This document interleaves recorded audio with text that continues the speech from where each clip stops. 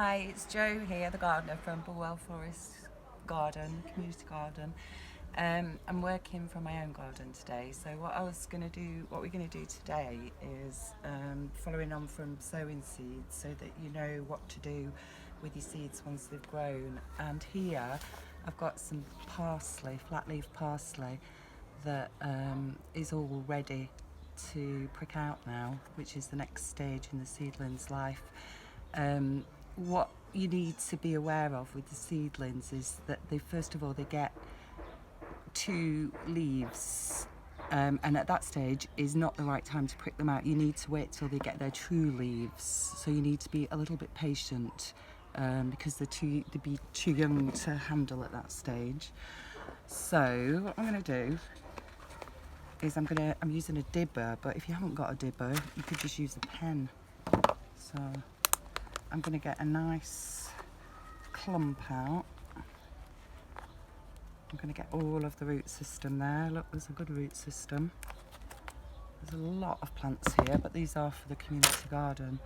So if you're just wanting some in your own home, you wouldn't sow that many. You probably only need about 10 plants for a little garden, because they might not all survive. So actually that's something else. So what I'm going to do now is I'm going to gently sort of tease these apart. And I am working in the shade today because it is quite a warm day, and I don't want they're quite fragile, are these plants, and I don't want them to get too hot while I'm doing this process. So I'm kind of trying to handle them with the leaf, by holding the leaf. And I'm going to transplant this into a variety of vessels to give you an idea of what you could use if you haven't got plant pots. So again, we've got the trusty toilet roll tube. So again, I'm going to use my dibber. I can use the pen to show you.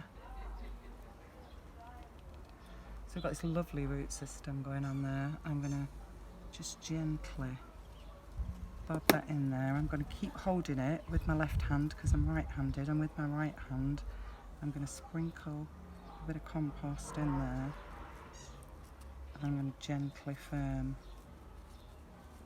around here. Voila! And then also I've got a homemade label which I made out of a yogurt pot. So I'll cut from that, and I'm going to stick that in so I know what it is. The only thing with these is they're quite hard to push in. Anyway, that's done it.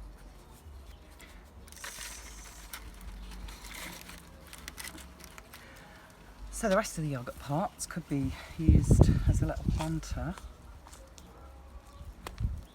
So I'm going to fill that up. I'm going to dib a hole. Again, I'm going to handle it with its leaves gently. I want to keep those roots intact.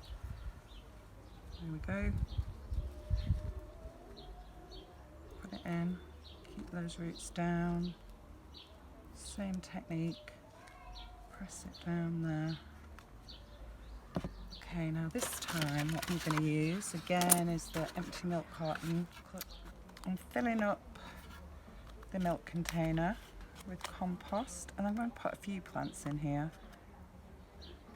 with the aim of transplanting them when they're a bit bigger, possibly into the allotment or into the beds at work. So I've got one plant here.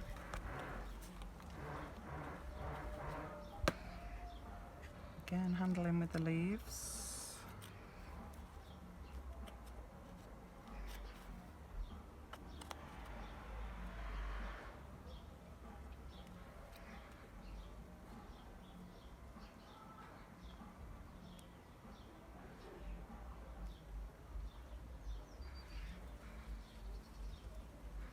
So I should end up with there's about 7 in here, which is quite a lot, but. And usually I wouldn't prick out this whole tray if you're just a family. You just select the best plants, but I would do more than what you think you actually need, because when it does rain, the slugs will be out, and you could potentially lose half of your crop to slug damage, which we'll talk about in another video. So this is the parsley in the milk bottle. Or you could just use plant pots. We also got donated these cups, so I'm going to cut, and what I'm going to do this time is I'm going to put a few in together as a little experiment. I'm going to do 3 in a clump.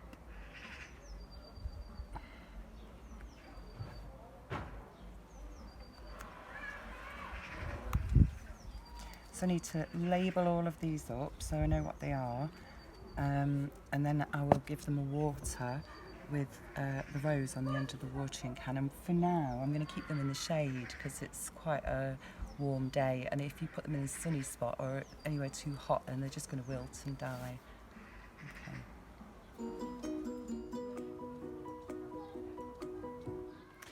Okay, so I've just spent a very nice relaxing hour pricking out all of my flat leaf parsley plants. It's quite a therapeutic exercise.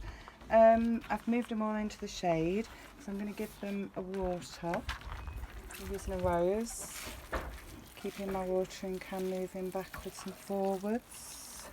Now there's a lot of plants here. If you're doing this at home, you don't need this many plants. These are for the community garden.